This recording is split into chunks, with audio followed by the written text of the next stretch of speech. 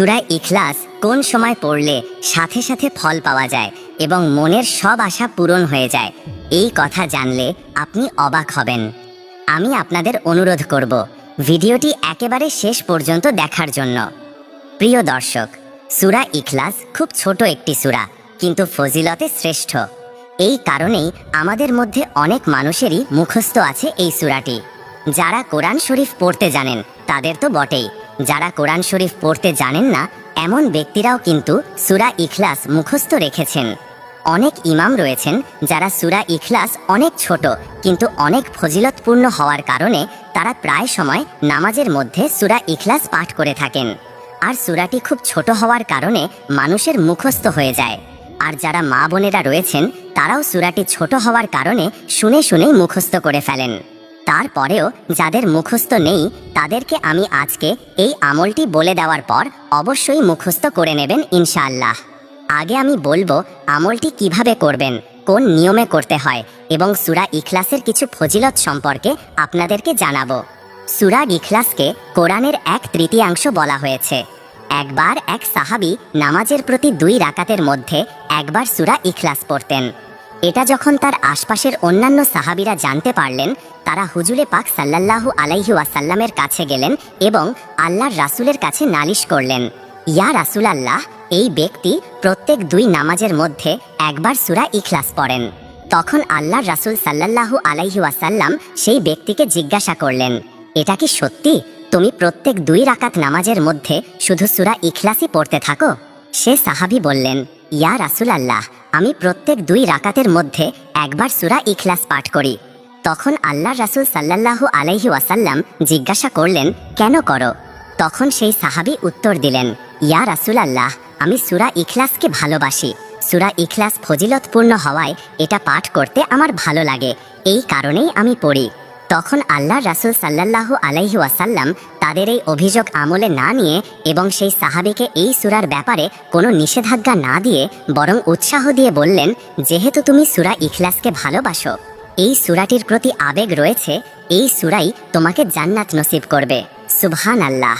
আল্লাহ রাসূলের হাদিস অনুযায়ী এই কথা প্রমাণিত হয়েছে। প্রিয় দর্শক, সূরা ইখলাস মক্কায় অবতীর্ণ। সূরাটি কোরআন শরীফের 112 নম্বর সূরা। আয়াত সংখ্যা হলো 4, শব্দ সংখ্যা 15 এবং অক্ষর 47টি। এই সূরাতে আল্লাহ তাআলার অস্তিত্ব ও সত্তার সবচেয়ে সুন্দর ব্যাখ্যা রয়েছে, যার কারণে এই সূরাটি খুব বেশি ফজিলতপূর্ণ। এক সময় কাফেররা, ইয়াহুদিরা মুসলমানদেরকে প্রশ্ন করল, তোমাদের রবের পরিচয় কি? তোমাদের আল্লাহকে সে কিসের তৈরি? সোনার উপকরণ নাকি মাটির তৈরি? সে কিসের তৈরি? প্রশ্ন যখন মুসলমানদেরকে করা হলো, তখন তার জবাবে এই সূরা ইখলাস নাজিল হয়েছে। হাদিসে এসেছে, যখন এক ব্যক্তি রাসূল সাল্লাল্লাহু আলাইহি ওয়াসাল্লামের কাছে জিজ্ঞেস করলেন, আমি সূরা ইখলাসকে ভালোবাসি, তখন আল্লাহর রাসূল সাল্লাল্লাহু আলাইহি ওয়াসাল্লাম বললেন, যে সূরা ইখলাসকে ভালোবাসবে এই সূরাই তাকে জান্নাতে নিয়ে যাবে। সুবহানাল্লাহ। দর্শক, সূরাটি আমল করার সঠিক সময় হলো শুক্রবার দিন আসরের নামাজের পর থেকে মাগরিবের নামাজের আগ পর্যন্ত। এর মাঝখানে আপনি এই সূরাটি 3 বার বা 5 বার বা 10 বার পাঠ করবেন। পাঠ করার সময় আপনার সেই চাওয়া পাওয়াগুলো আপন মনে স্মরণ রাখবেন। ধরুন আপনি কোনো শত্রুর হাত থেকে মুক্তি পেতে চান, কোনো চাকরি বাকরি বা ঋণ থেকে মুক্তি পেতে চান, বা খুব জরুরি টাকা পয়সার প্রয়োজন, অর্থাৎ দুনিয়াবি যে কোনো হাজত। আপনি শুক্রবার আসর নামাজের পর থেকেই মাগরিবের আগ পর্যন্ত পাঠ করতে থাকুন। ইনশাআল্লাহ আপনি অবশ্যই ফলাফল পাবেন। আর যদি আপনি কোনো বালা মুসিবত কিংবা দুঃখ কষ্ট দূর করার জন্য এই আমলটি করতে চান, তাহলে সেই বালা মুসিবতকে স্মরণ করে মোনাজাত তুলে আপনি আল্লাহর কাছে প্রার্থনা করবেন। তার পূর্বে সূরা ইখলাস পড়ে নেবেন, 5, 10, 20 আপনার যতবার ইচ্ছা। যদি আপনার শুক্রবার দিন এই আমলটি করতে মনে না থাকে, তাহলে কখন করবেন? তাহলে বিকল্প সময় হলো বৃহস্পতিবার দিন আসরের নামাজের পর থেকে মাগরিবের নামাজের আগ পর্যন্ত।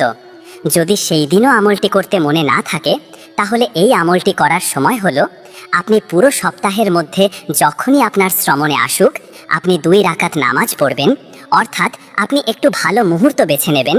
তারপর 2 রাকাত নামাজ আদায় করে আপনি 3 বার, 5 বার, 10 বার পাঠ করবেন। অর্থাৎ আপনার ইচ্ছা ভাবার সাথে সাথেই এই আমলটি করবেন, তাহলেই হয়ে যাবে। দর্শক, এইভাবে যদি আপনি আল্লাহর কাছে দোয়া করেন, আল্লাহ তাআলা আপনার দোয়া অবশ্যই কবুল করবেন ইনশাআল্লাহ।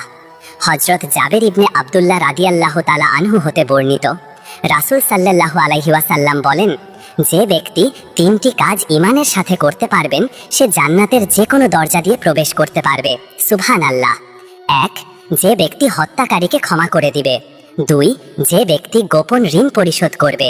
3, যে ব্যক্তি প্রত্যেক ফরজ নামাজের পর 10 বার সূরা ইখলাস পাঠ করবে, সে ব্যক্তি জান্নাতের যে দরজা দিয়ে প্রবেশ করতে চাইবে, সে দরজা দিয়ে প্রবেশ করতে পারবে ইনশাআল্লাহ।